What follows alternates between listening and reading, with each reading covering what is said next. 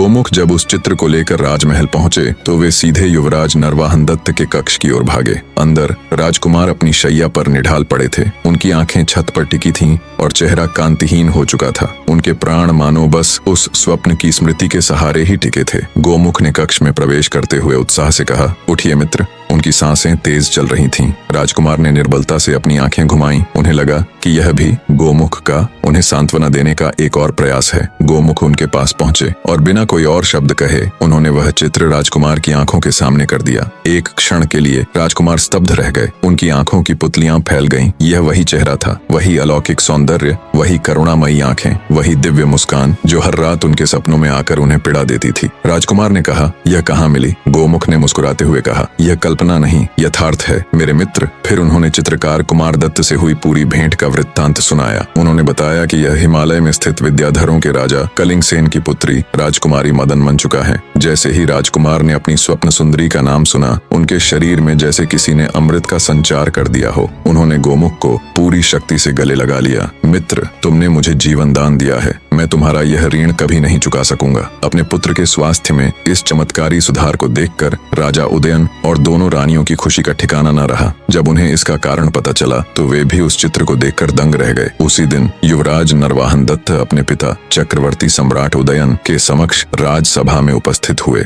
उनका आत्मविश्वास और तेज देखकर पूरी सभा प्रसन्न थी। नरवाहन दत्त ने अपने पिता के चरण स्पर्श किए और फिर दृढ़ स्वर में कहा, हे तात, अब तक मैं एक स्वप्न के पीछे व्यथित था, पर अब मुझे मेरा लक्ष्य ज्ञात है। मैं विद्याधर कुमारी मदन मंचुका से प्रेम करता हूँ और उसी से विवाह करना चाहता हूँ। मैं जानता हूँ कि यह मार्ग अत्यंत कठिन है। मनुष्य और विद्याधरों के लोक भिन्न हैं, लेकिन मैंने निश्चय कर लिया है और इसके लिए मैं आपकी आज्ञा और आपका आशीर्वाद चाहता हूँ। राजा उदयन ने अपने पुत्र को ध्यान से देखा। वे अपने पुत्र की पीड़ा और उसके संकल्प दोनों की गहराई को समझ रहे थे। उन्होंने गंभीर स्वर में कहा, पुत्र, तुम्हारा प्रेम साधारण नहीं और तुम्हारा लक्ष्य भी साधारण नहीं। विद्याधरों का लोक हमारी पहुंच से परे है। वे शक्तिशाली, मायावी और हम मनुष्यों को स्वयं से हीन समझते हैं। उनसे संबंध स्थापित करने के लिए केवल शक्ति नहीं बल्कि महान पुण्य, तप और देवताओं की कृपा की भी आवश्यकता होती है। किंतु तुम भी साधारण नहीं हो। तुम पांडवों के वंशज और कामदेव के अवतार हो। यदि नियति ने यह स्वप्न तुम्हें दिखाया है तो अवश्य ही उसने कोई मार्ग भी बनाया होगा। मैं, वत्स देश का सम्राट, तुम्हें तुम्हारे इस महान लक्ष्य को प्राप्त करने की आज्ञा देता हूँ। सम्राट की यह घोषणा सुनते ही पूरी सभा युवराज नरवाहन दत्त की जय के नारों से गूंज उठी। एक निराश राजकुमार अब एक दृढ़ संकल्पित योद्धा बन चुका था और कौशाम्बी का राजमहल एक ऐसे महान अभियान की तैयारी में जुट गया जिसका उद्देश्य पृथ्वी पर नहीं बल्कि आकाश के एक छिपे हुए साम्राज्य पर विजय पाना था।